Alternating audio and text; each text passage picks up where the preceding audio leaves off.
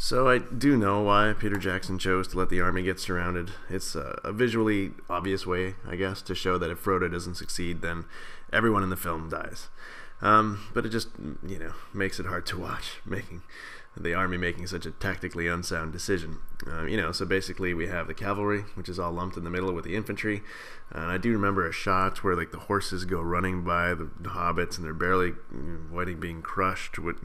They would get crushed. All the infantry would get crushed. And even if the horses did make it to the orcs without hurting their army, then they would swiftly die because, cavalry aren't made for long prolonged attacks and melee. They're there to hit hard and then get out again.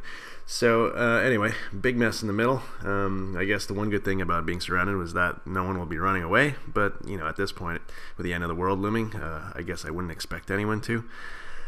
So the obvious thing here to do would be to just rush the gate. I didn't see any orcs up on the wall in the movie, so I guess you don't have to worry about having them throw boiling oil on you or something.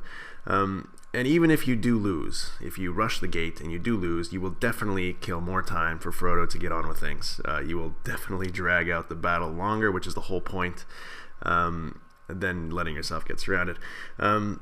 And I think most people assume that humans are better than orcs, so maybe you have better odds to win a straight battle of attrition here. I guess the wild cards being trolls, which are kind of like elephants in real world ancient battles. But in this kind of tight quarter fight, the trolls would probably be as dangerous as the orcs is not. So yeah, I mean, if you're lucky, maybe you can get away with some tactically creative things. You can pull back and maybe you can sneak a cavalry charge in there, and then I doubt it. I mean, I think at this point you would probably just keep fighting at the gate, but that's not. The other thing you can do is you can pull back away from the gate, and as the orcs come pouring out of the gates, you hit them with cavalry on the sides.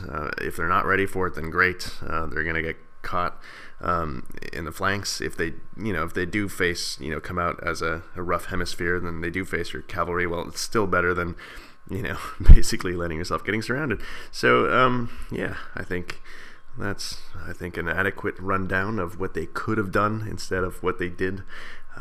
Yeah.